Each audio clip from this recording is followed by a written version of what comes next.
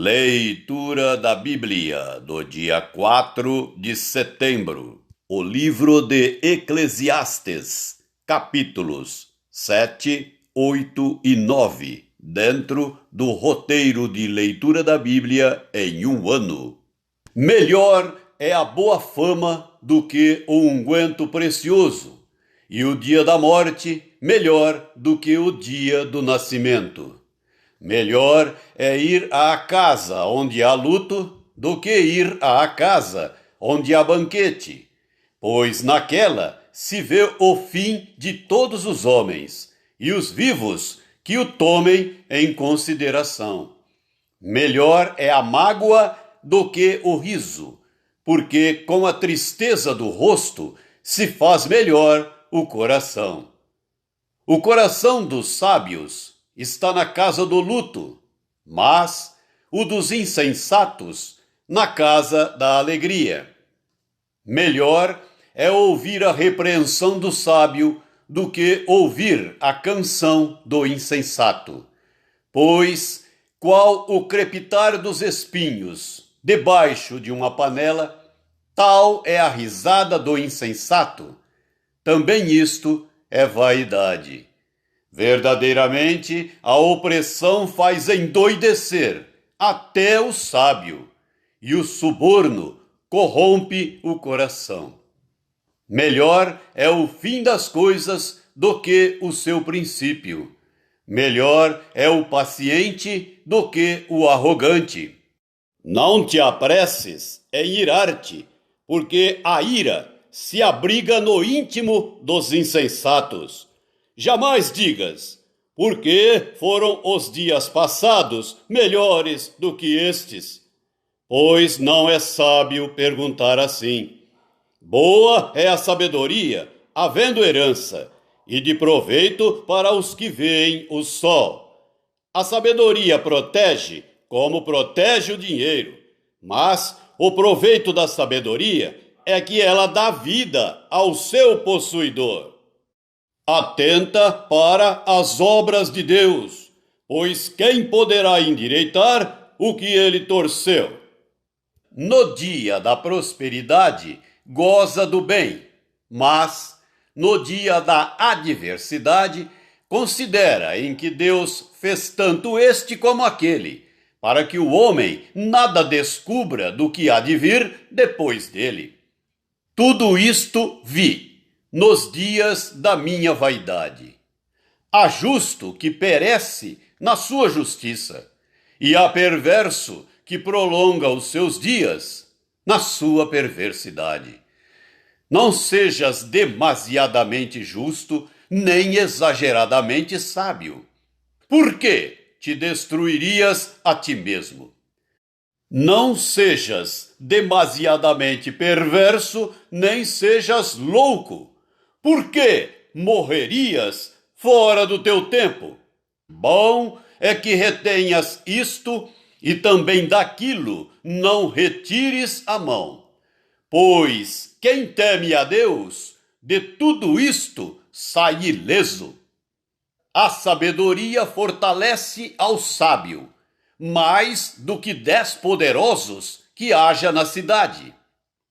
Não há homem justo sobre a terra, que faça o bem e que não peque.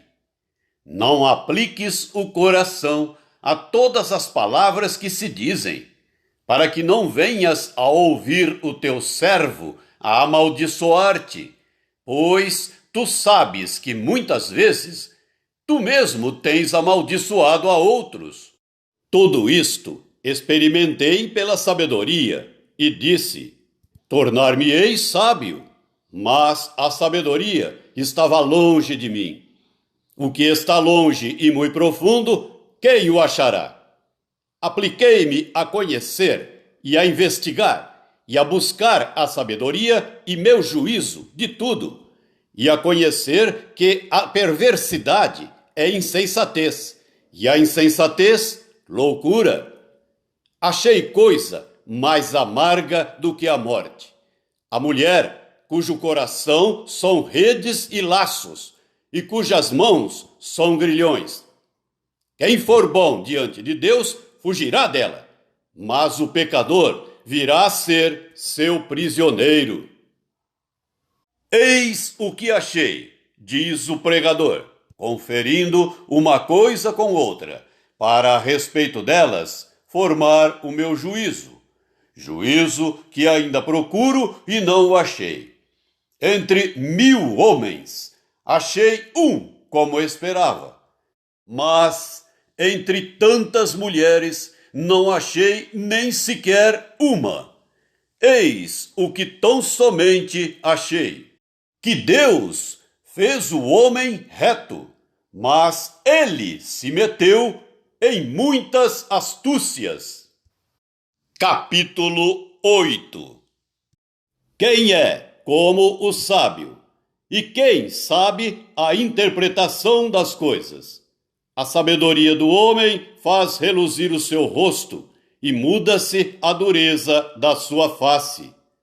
Eu te digo, observa o mandamento do rei, e isso por causa do teu juramento feito a Deus. Não te apresses em deixar a presença dele, nem te obstines em coisa má, porque ele faz o que bem entende. Porque a palavra do rei tem autoridade suprema. E quem lhe dirá: que fazes? Quem guarda o mandamento não experimenta nenhum mal. E o coração do sábio conhece o tempo e o modo. Porque para todo propósito há tempo e modo. Porquanto é grande o mal que pesa sobre o homem, porque este não sabe o que há de suceder. E como há de ser, ninguém há que lhe o declare. Não há nenhum homem que tenha domínio sobre o vento para o reter, nem tampouco tem ele poder sobre o dia da morte, nem há tréguas nesta peleja, nem tampouco a perversidade livrará aquele que a ela se entrega. Tudo isto vi quando me apliquei a toda a obra que se faz debaixo do sol. Há tempo em que um homem tem domínio sobre outro homem para arruiná-lo. Assim também vi os perversos receberem sepultura e entrarem no repouso, ao passo que os que frequentavam o lugar santo foram esquecidos na cidade onde fizeram o bem. Também isto é vaidade. Visto como se não executa logo a sentença sobre a má obra, o coração dos filhos dos homens está inteiramente disposto a praticar o mal. Ainda que o pecador faça o mal 100 vezes e os dias se lhe prolonguem, eu sei com certeza que bem sucede aos que temem a Deus. Mas o perverso não irá bem, nem prolongará os seus dias. Será como a sombra, visto que não teme diante de Deus. Ainda há outra vaidade sobre a terra. Justos a quem sucede segundo as obras dos perversos, e perversos a quem sucede segundo as obras dos justos. Digo que também isto é vaidade. Então exaltei eu a alegria, porquanto para o homem nenhuma coisa há melhor debaixo do sol do que comer, beber e alegrar-se, pois isso o acompanhará no seu trabalho nos dias da vida que Deus lhe dá debaixo do sol. Aplicando-me a conhecer a sabedoria e a ver o trabalho que há sobre a terra, pois nem de dia nem de noite vê o homem sono nos seus olhos, então contemplei toda a obra de Deus e vi que o homem não pode compreender a obra que se faz debaixo do sol. Por mais que trabalhe o homem para a descobrir, não a entenderá. E ainda que diga o sábio que a virá a conhecer, nem por isso a poderá achar. Capítulo 9. Deveras me apliquei a todas estas coisas para claramente entender tudo isto, que os justos e os sábios e os seus feitos estão nas mãos de Deus. E se é amor ou se é ódio que está à sua espera, não o sabe o homem. Tudo lhe está oculto no futuro. Tudo sucede igualmente a todos. O mesmo sucede ao justo e ao perverso, ao bom, ao puro e ao impuro, tanto ao que sacrifica como ao que não sacrifica, ao bom como ao pecador, ao que jura como ao que teme o juramento. Este é o mal que há em tudo quanto se faz debaixo do sol. A todos sucede o mesmo. Também o coração dos homens está cheio de maldade. Nele há desvarios enquanto vivem, depois rumo aos mortos.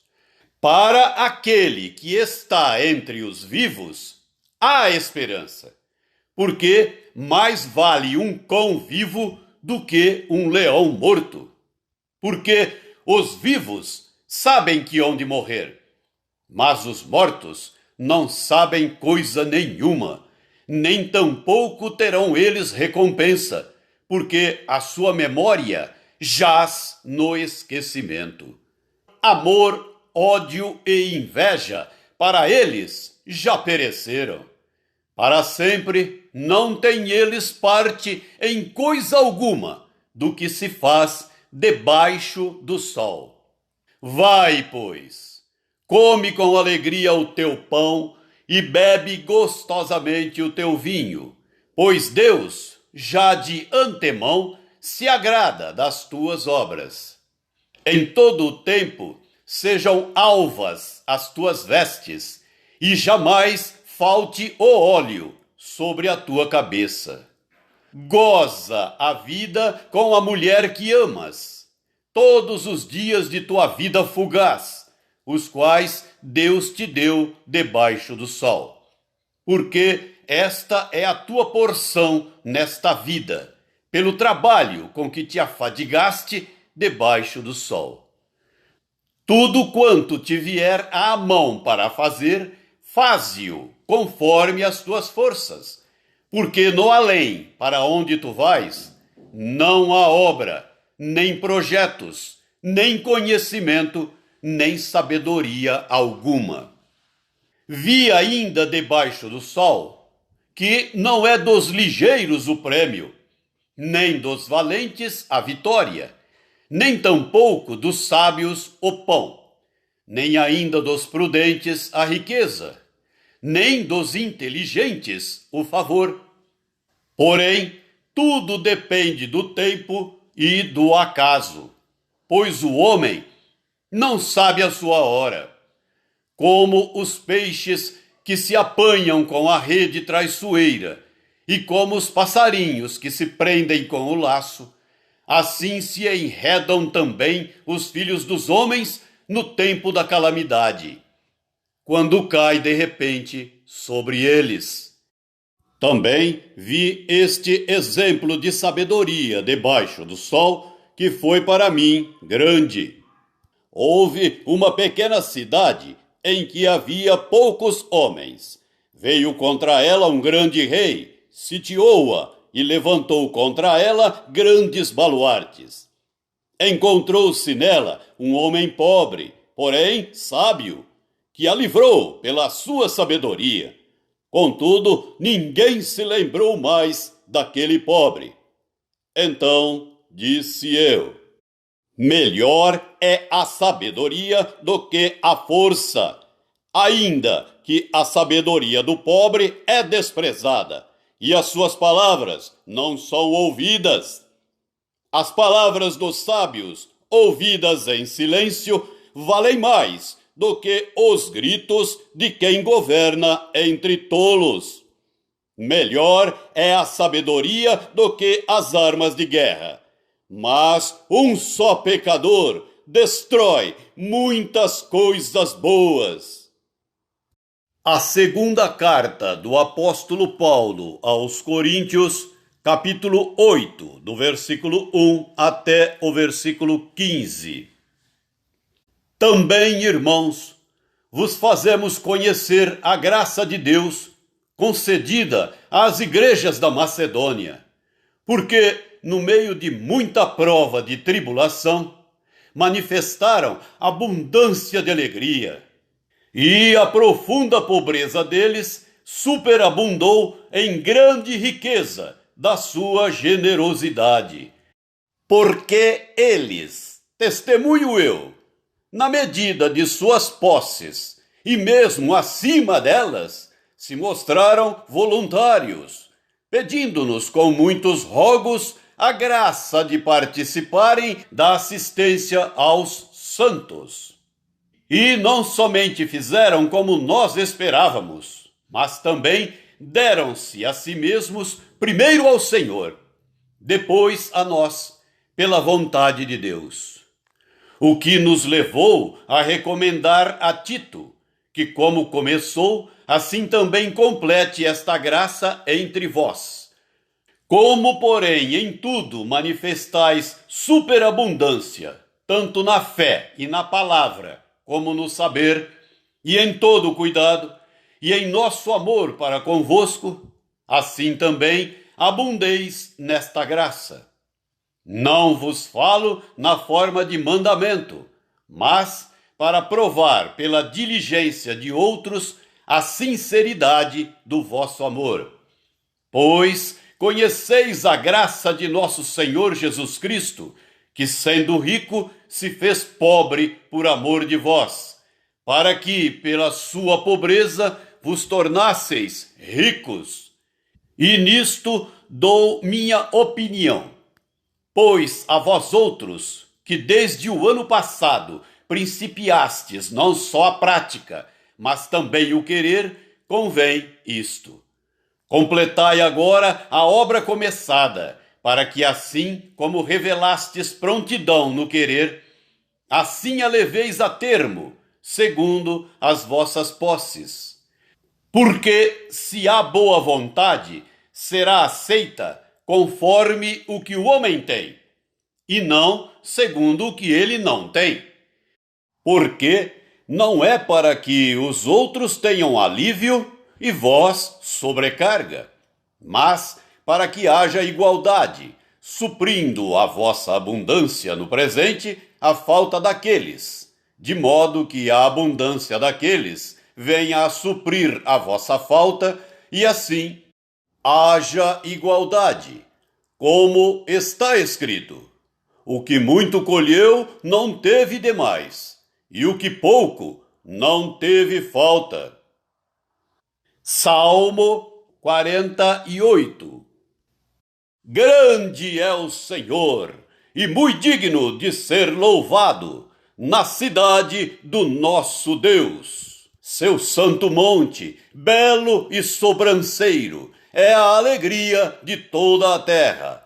O monte Sião, para os lados do norte, a cidade do grande rei. Nos palácios dela, Deus se faz conhecer como alto refúgio. Por isso, eis que os reis se coligaram, e juntos sumiram-se. Bastou-lhes vê-lo, e se espantaram.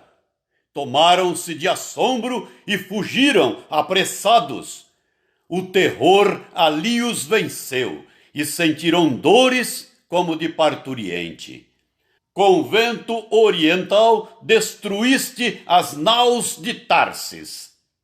Como temos ouvido dizer, assim ouvimos, na cidade do Senhor dos Exércitos, na cidade do nosso Deus. Deus a estabelece para sempre. Pensamos, ó Deus, na tua misericórdia, no meio do teu templo. Como o teu nome, ó Deus, assim o teu louvor se estende até aos confins da terra. A tua destra está cheia de justiça. Alegre-se o monte Sião, exultem as filhas de Judá, por causa dos teus juízos. Percorrei a Sião, rodeai-a toda, contai-lhe as torres, notai bem os seus baluartes, observai os seus palácios, para narrardes às gerações vindouras que este é Deus, o nosso Deus, para todo o sempre. Ele será nosso guia até a morte.